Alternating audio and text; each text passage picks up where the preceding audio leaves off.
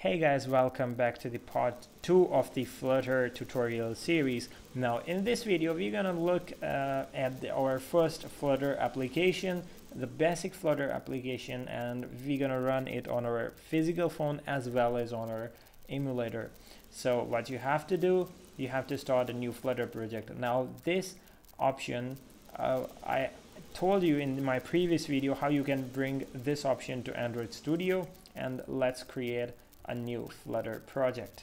So it will take a little bit of time, and I'll select the Flutter application over here and just name any just name Flutter application. You can give it any name, but make sure that it does not contain underscore in the end or some spaces kind of stuff in the middle. Okay, so you have to provide, by default you don't get the Flutter Sdk path here. You have to manually provide that. I have extracted that zip file in my local disk D, and I'm going to select the Flutter folder which I extracted from that zip file. Okay, and this one is the create project offline or online, so it doesn't really affect your application, so I'm gonna leave it like that. Okay, next. And this will be asking for the package name. So what is the package name? Package name is the unique identity of you as a developer or as a publisher on Google Play Store. So make sure your package name is unique and do not resemble any of the package name available on the Google Play Store. Okay, so let's finish that one. You have to leave these icons as they are, so no any changes. Okay, it will take a bit of time to create a new Flutter project.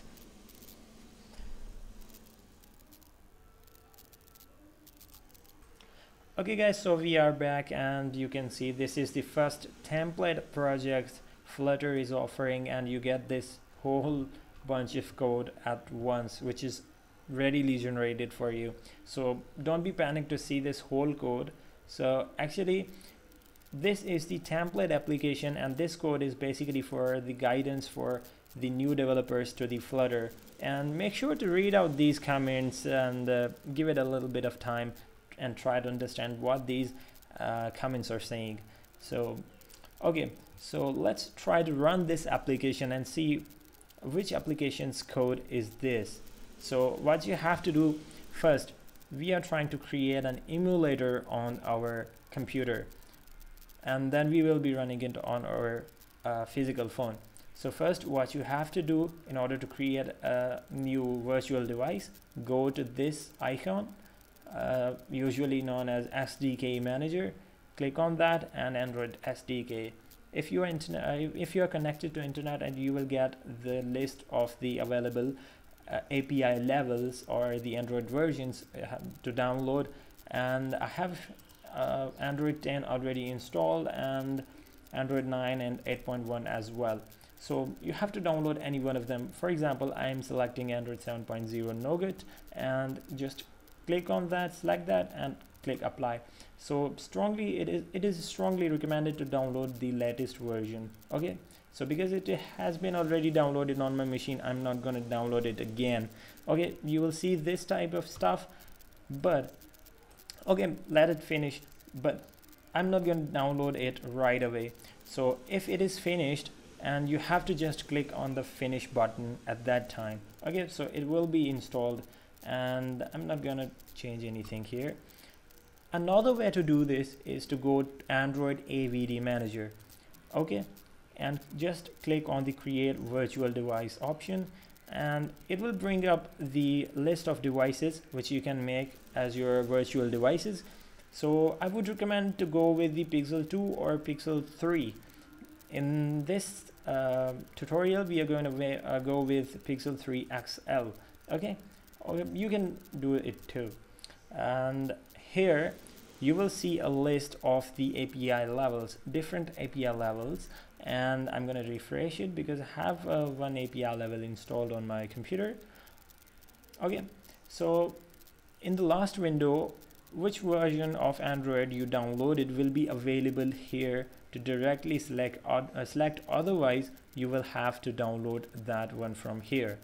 But on the x86 images we have Lollipop installed, as well as on the other images I must have been downloaded some. Okay, but if you download this one you will get the option like that, for example this one, Lollipop, and I'm going to select it. But if you haven't downloaded and you skipped that previous step, you will have to download it from here. It will take a bit of time and will finish automatically, and you will select that particular API level. Okay, so sorry, because my internet connection is slow, that I cannot perform the download operation right now, and just I'm telling you what you have to do. You have to click on download button and repeat the same process I told you about, and click on that particular API level, click next, and you have to name that virtual device. So I would recommend to leave it as default, because it is the good way to identify between devices, because it is also defining the API level and the model number of your phone. Okay, click finish, and it will create a new virtual device.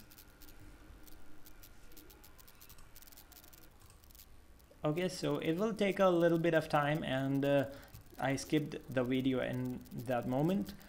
And now what you have to do, you have to click on the Android AVD manager again, and you can see your device is listed here. Okay, and you have to close that one, and I would recommend to restart the Android Studio. I closed it and I'm gonna run it again, so it will take a bit of time. So using Android Studio, I would strongly recommend you to have SSD, because hard drive will take ages, because these kind of stuff, these projects contain thousands of the folders, so your storage devices must be faster enough to load them properly in very less time. Okay, so let's find out. Here is Open Android Emulator Pixel 3 XL API 22. So I have the older version of API, but you should download the latest version from that particular menu. Okay, so let's run it. You have to click that play button kind of thing. Yeah, okay, this is a Flutter, sorry, I forgot. You have to click this one first, and this will launch your virtual device. Sorry, there was an error, because I ran the same AVD virtual device 2 times, so it was giving an error. So wait until this machine starts up. So it will again take a little bit of time.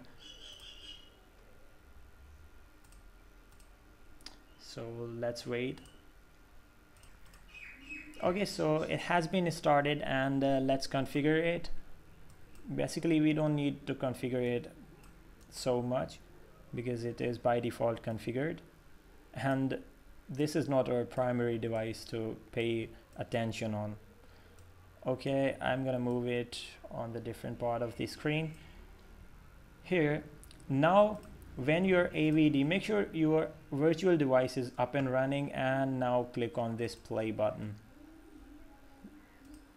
Now this will build the application in the debug mode, and it will again take a little bit of time, and it will run this application on this phone. So you have to wait a little bit. Okay, so until it is being built, I would recommend you to, if you are directly learning Flutter, then I would strongly recommend you to get your hands dirty with the native Android development with Kotlin.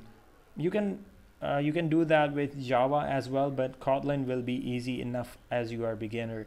So it clears out your concepts about the activities and how the applications work, and switching from native to Flutter can be a little bit easier than directly starting with Flutter.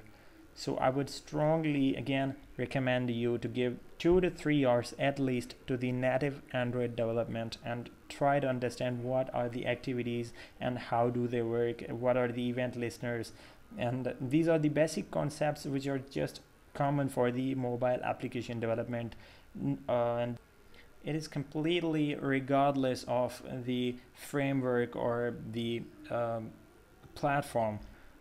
So here is our first application, the first Flutter application. So all the code you are seeing here is of this particular application. Sorry.